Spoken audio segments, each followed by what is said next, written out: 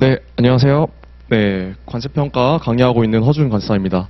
네, 오늘 이번 시간에는 2024년, 내년 2차 관세사 2차 시험을 대비한 합격법, 특히 이제 관세평가 분야에 대해서 어떻게 여러분들이 남은 시간 동안 공부를 하고 모의고사를 활용해서 이제 합격을 할 수 있는지 그 방법에 대해서 설명드리는 시간을 갖도록 하겠습니다.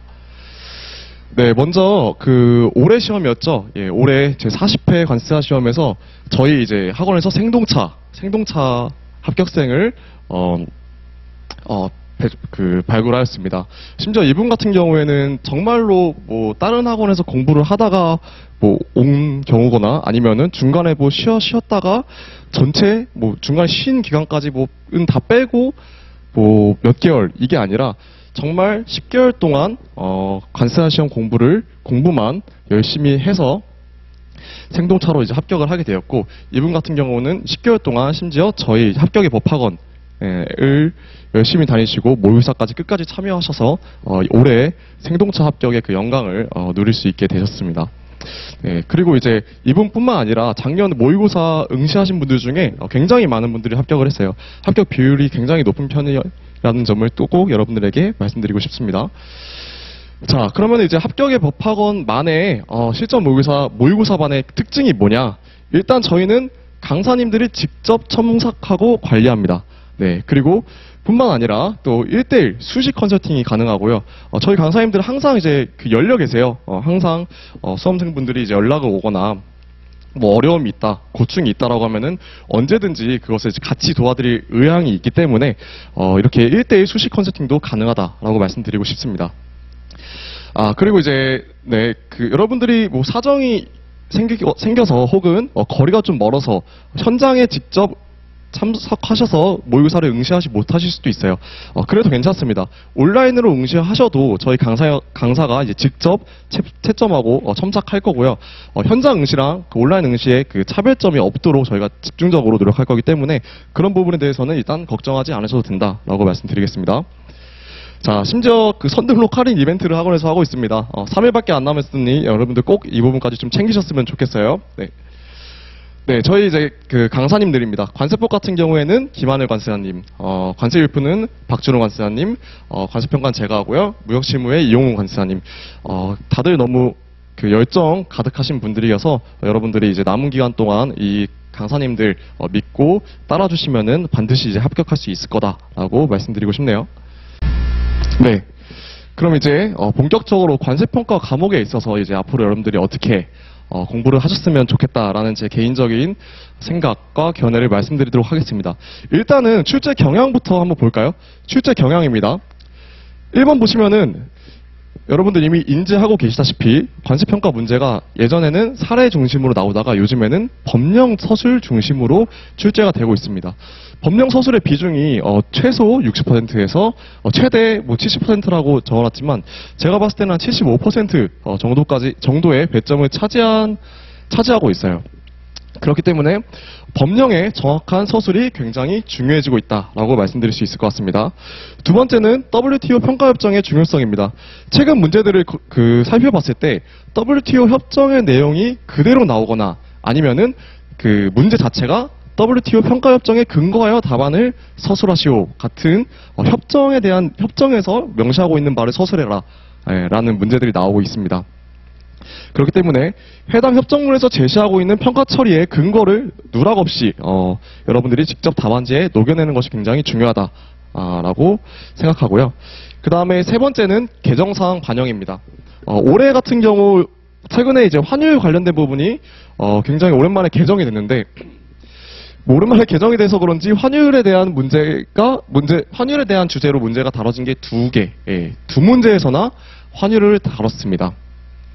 그렇기 때문에 개정사항은 반드시 좀 체크하고 넘어가셔야 될 것 같다라는 생각이 들고요.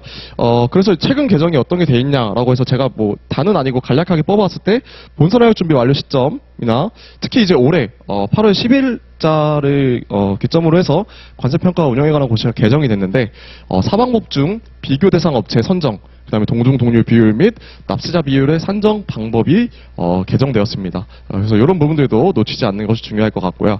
마지막으로 이제 아무래도 문제 유형 자체가 법령 중심으로 나오다 보니까 수험생들 입장에서 체감하는 난이도는 조금 낮아질 수가 있습니다. 그렇기 때문에 출제자 입장에서는 어떻게든 어떻게든 배점 관리를 해야겠죠. 변별력을 가리기 위해서 예전에는 어려운 사례를 냈다면 요즘은 지엽적인 부분에서 문제를 출제할 가능성이 있다라고 보여집니다. 따라서 그 학습에 소홀히 하는 부분이 문제로 출제될 수 있기 때문에 그런 부분이 없도록 관세평가는 이제 법령이 상대적으로 많지는 않으니 전 범위를 좀 한 번씩이 아니죠. 계속 회독할 때 포함해서 공부를 하셔야면 좋겠다라고 말씀드릴 수 있을 것 같네요. 자, 그러면 여러분들 앞으로 이제 6개월 동안 모의고사가 왜 필요한지 그 필요성에 대해서 말씀드리도록 할게요. 일단 여러분들이 지금은 50점짜리 모의고사를 매 수업 시간마다 풀고 계시고요. 그 전에는 30점짜리 배점의 이제 모의고사를 연습하고 계시죠. 그렇기 때문에 그 과정에서 여러분들이 절실하게 느끼셨을 것 같아요. 여러분들이 머릿속으로 아는 것과 실제 쓸 수 있는 것은 저는 다르다고 생각합니다. 그렇기 때문에 내가 실제로 쓸 수 있어야 아는 것이고 암기된 것이다 라는 마음가짐으로 열심히 공부를 하셨으면 좋겠고, 이 내가 진짜로 아는 건지 아니면 내가 쓸 수 있는 게 아닌지에 대한 판단은 모의고사를 통해서 여러분들이 체득하시는 게 좋을 것 같아요. 다음 2번입니다. 평가 처리 근거에 대한 서술 연습이 이제 모의고사를 통해서 진행이 돼야 된다라고 말씀드릴 수 있을 것 같습니다. 왜냐하면 이제 관세평가 과목 같은 경우에는 특히나 이제 평가 판단만 딱 기재하면 되는 게 아니라 그 판단이 왜 도출됐는지 그 근거들에 대해서 나열하는 게 굉장히 중요한데요. 그렇기 때문에 모의고사를 통해서 평가 처리의 근거를 바탕으로 최종 결과를 도출하는 연습이 필요합니다. 세 번째는 이것도 이제 중요한 부분이라고 할 수 있습니다. 실수하는 연습 그리고 당황하는 연습이라고 이제 제가 키워드를 뽑았는데, 여러분들 이제 모의고사를 보게 되면 굉장히 많은 실수를 하게 되실 겁니다. 저 역시도 마찬가지였고요. 근데 그 실수를 내가 왜 했지라고 자책할 게 아니라 그 실수를 통해서 얻어갈 수 있는 부분이 굉장히 많아요. 내가 이번에는 어떤 실수를 했구나, 다음에는 어떤 실수를 하지 말아야지 라던가, 내가 이런 유형에 나오면은 어떤 실수를 할 수 있겠구나 라는 거를 여러분들이 스스로가 인지하는 것이 굉장히 중요합니다. 그래야지 실제 시험에서 실수할 가능성이 굉장히 낮아진다고 보시면 돼요. 그리고 이제 두 번째는 당황하는 연습인데, 지금 저는 개인적으로 조금 죄송스럽게 생각하는데, 저희 지금 하프 모의고사 보고 계신 분들은 항상 매주 아마 그 하프 모의고사를 보시면서 당황하고 계십니다. 제가 여러분들을 당황시키려고 문제를 내는 게 아니라, 여러분들이 모의고사 때 당황하는 연습을 하셔야지 실제 시험에서 당황스러운 문제가 나올지라도 더 유연하게 대처해 갈 수 있다라고 저는 생각을 하거든요. 그렇기 때문에 문제가 만약에 당황스러운 문제가 나온 거다, 혹은 시험장에서 당황스러운 돌발 상황이 발생하더라도 여러분들이 유연하게 대처할 그 연습을 모의고사를 통해서 하실 필요가 있다라고 생각합니다. 마지막으로 아마 남은 6개월 동안에 굉장히 이제 정신적으로 힘든 시기를 겪으실 텐데요. 이 모의고사가 여러분들에게 적절한 자극과 동기부여가 될 것이기 때문에 모의고사를 반드시 응시하시는 게 저는 필요하다라고 생각합니다. 자, 다음입니다. 그러면 이제 여러분들이 이제 남은 1월 달부터 진행되는 모의고사를 어떻게 활용하면 좋을지 말씀드릴게요. 첫 번째는 진도에 따른 회독입니다. 여러분들 모의고사 여러분들이 공부해야 할 범위, 그 주에 어느 범위를 공부해야 될지 모의고사가 정해주죠. 모의고사 진도에 맞게 회독하다 보면은 회독 속도도 빨라지고 여러분들도 어쩔 수 없이 공부를 하게 되니까 공부를 안 할 수가 없는 그런 동기부여가 될 것입니다. 그리고 이제 두 번째, 학습이 부족한 부분에 대해서 여러분들 스스로 모의고사를 통해서 인지하고 그것을 보충하는 수단으로 모의고사를 활용하시는 게 좋다라고 말씀드릴 수 있고, 세 번째, 굉장히 중요합니다. 시간관리 연습. 요거는 저는 개인적으로 결국 시간 내에 모든 문제를 다뤄야지 어느 정도 이제 합격권에 든다라고 생각을 해요. 그렇기 때문에 여러분들이 모의고사를 통해서 시간 관리에 대한 그 감각을 조금 습득하시고 시간 관리 연습을 하셔서 실제 시험에서도 시간을 조금 더 유연하게 쓸 수 있도록 하는 수단으로 활용하셨으면 좋겠다. 지금 이 가로 내용도 굉장히 중요한데요. 여러분들 지금 당장은 아무래도 쉽지 않겠지만 내년 한 4월에서 5월 정도가 됐을 때는 80분이 아니라 70분에서 75분 내에 답안을 서술하는 연습을 하시는 것을 굉장히 추천드립니다. 마지막으로는 이거는 이제 활용법이라기보다는 여러분들에게 꼭 당부드리고 싶은 말씀인데요. 그 모의고사는 사실 여러분들 점수가 아니죠. 예, 실제 점수가 아닙니다. 모의고사는 모의고사일 뿐이기 때문에 모의고사 점수에 1위 1비하지 않고 그 모의고사를 이제 내가 한 단계 레벨업 할 수 있는 수단으로 삼아서 이용했으면 좋겠다. 네, 부족한 부분을 보충하는 것이 가장 중요하기 때문에 모의고사 점수에 너무 연연하지는 말아달라는 취지에서 말씀드리는 겁니다. 자, 그러면 이제 내년 모의고사를 어떻게 출제하고 어떻게 채점할 건지에 대해서 말씀드리겠습니다. 일단 출제 방향은 기본에 충실하면서 여러분들의 사고에 연습이 될 수 있도록 문제를 출제할 계획입니다. 최근 출제 경향에 맞춰서 법령 서술 문제 그리고 WTO 협정 문제는 지속적으로 출제할 예정이고요. 사례를 통해서 여러분들이 평가 처리 방안에 대해 스스로 사고할 수 있도록 도와주는 문제를 출제할 계획입니다. 그리고 지역적 사례나 혹은 논란의 여지가 있는 판례는 지양하도록 할게요. 자, 그러면은 채점은 어떻게 할 거냐? 법령은 정확하게, 판단 근거는 빠짐없이 라고 키워드를 뽑았고요. 법령 서술 문제 같은 경우에는 얼마나 정확하게 서술했는지, 혹시나 의미에 오류가 없는지를 중점적으로 볼 계획이에요. 그리고 이제 평가 처리는 결과를 도출하기 위한 논리의 흐름과 근거가 빠진 게 없는지를 위주로 해서 제가 채점을 하도록 하겠습니다. 자, 다음은 여러분들 관세평가 과목에 있어서 이제 합격하는 공부법인데요. 첫 번째, 몇 번 얘기했죠. 법 규정을 정확하게 암기해야 된다. 관세평가는 타 과목에 비해 법령이 좀 적은 편이에요. 그렇기 때문에 좀 빠짐없이 회독할 때 빠뜨리는 부분 없이 모든 법령을 포함해서 공부하는 것을 추천드립니다. 두 번째, 주제별 판단 키워드를 정리해 놓는 게 좋다. 주제별 판단 키워드라는 게 뭐냐? 예를 들면 간접 지급액 같은 경우에는 여러분들 판단의 근거가 될 수 있는 그 키워드들이 있죠. 판매자의 이익을 위해서, 판매자의 의무를 충족하기 위해서, 거래 조건으로 이런 키워드들을 빠짐없이 정리해 놓고 실제 시험장에서 답안지에 녹여내는 것이 좋다. 요 의미입니다. 자, 세 번째, 좀 강조드리고 싶은 말씀입니다. 학자가 되려고 하지 말 것이라고 되어 있는데요. 그 수험생분들 이제 스스로가 판례를 찾아보거나 아니면은 논문을 찾아보시는 경우가 있어요. 그런 판례를 찾거나 논문을 찾는 일은 제가 할 역할이고요.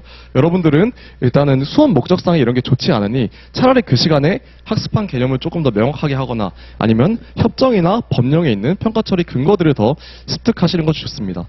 판례나 논문은 여러분들이 내년 6월 이후에 얼마든지 찾아보실 시간이 있으실 거니 6개월 동안만 조금 자제해 주세요. 자, 네 번째는 약점인 부분을 만들지 않기입니다. 아까 앞서 출제 경향에서 말씀드렸지만 지역적인 부분에서 문제를 이제 출제할 가능성이 있어요. 그 이유는 그 변별력을 가리기 위한 수단이라고 아까도 말씀드렸죠. 그렇기 때문에 포기하거나 약점으로 작용하는 부분이 없도록 모든 부분을 좀 다루고 내가 부족하다고 생각되는 부분이 없도록 밸런스를 맞춰줬으면 좋겠다. 이 말씀입니다. 자, 마지막으로 또 몇 번을 강조해도 지나치지 않은 시간관리 연습이 중요하다. 특히 이제 평가 같은 경우에는 다른 과목에 비해 지문이 좀 긴 편이죠. 그렇기 때문에 거래 상황을 파악하는데 시간이 소요가 많이 됩니다. 다른 과목과 비교했을 때. 그래서 특히 평가 같은 경우에는 시간관리가 더더욱 중요한 과목이다. 따라서 모의고사를 통해 이런 시간관리를 연습해서 반드시 이제 여러분들이 합격에 한 발짝 더 가까워지는 계기가 됐으면 좋겠습니다. 자, 이제 마지막으로 이제 수험생 분들께라고 해서 제가 진심으로 드리고 싶은 말씀을 몇 자 좀 적어봤습니다. 말씀드리자면은 첫 번째 많이 들어보셨을 것 같아요. 결국에는 멘탈이다. 결국에는 멘탈 싸움이 맞습니다, 여러분. 시험날까지 불안한 거는 점수가 높든 낮든 누구나 마찬가지예요. 그러면은 이 불안함을 내가 6개월 동안 어떻게 관리하고 극복해 나가는지가 여러분들의 합격의 핵심적인 요소라고 저는 생각합니다. 각각 다 다르겠죠. 개인마다 다를 거예요. 이 불안감과 멘탈 관리를 어떻게 하는지 개인차가 있을 수 있겠지만 저는 뭐 적당히 휴식을 취한다던가 아니면은 나에게 뭐 소소한 보상을 준다던가 아니면 여러분들 스스로가 멘탈 관리가 안 된다고 하면은 네, 저희 강사님들한테 연락하세요. 저희 뭐 얼마든지 다 이렇게 열려 있고 여러분들을 도와줄 준비가 되어 있으신 분들이기 때문에 뭐 멘토링을 신청해가지고 뭐 지금 힘든 점, 어려운 점을 함께 상의한다던가 라는 방법으로 그 멘탈 관리를 꼭 해주셨으면 좋겠습니다.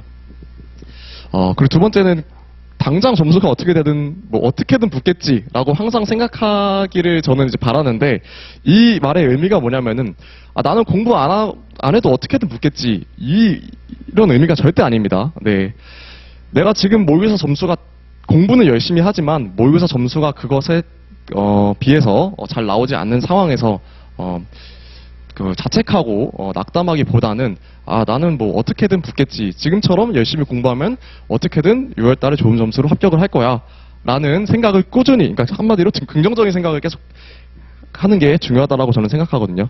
그렇기 때문에 여러분들 이런 방법으로 여러분들만의 그 노하우를 만드셔서 그 멘탈 관리하는 게 저는 굉장히 중요하다라고 강조하고 싶습니다. 자, 두 번째는 컨디션 관리입니다. 네. 시험날까지 이제 일정한 컨디션을 유지하고 일정한 생활 패턴을 유지하는 것이 저는 굉장히 중요하다라고 생각해요. 그러니까 삶에 기복이 없어야 돼요. 내년 6월 15일까지는 뭐 특별한 이벤트를 만들면 안 되고 특별한 삶에 기복이 없는 것을 굉장히 권고드리고 반드시 그렇게 하셨으면 좋겠어요. 근데 이제 여러분들 만약에 공부하시다가 아프면은 기복이 발생할 수밖에 없겠죠. 그러면 그 기복이 발생하게 되면은 공부도 잘 안 되고 마음도 당연히 안 좋을 수밖에 없습니다. 그렇게 되면 결국엔 이게 멘탈에 영향을 줄 수 있다. 그렇기 때문에 컨디션 관리 굉장히 중요하고요. 그럼 어떻게 해야 되냐? 내가 뭐 아프고 싶어서 아픈 것도 아니고 충분히 이해합니다.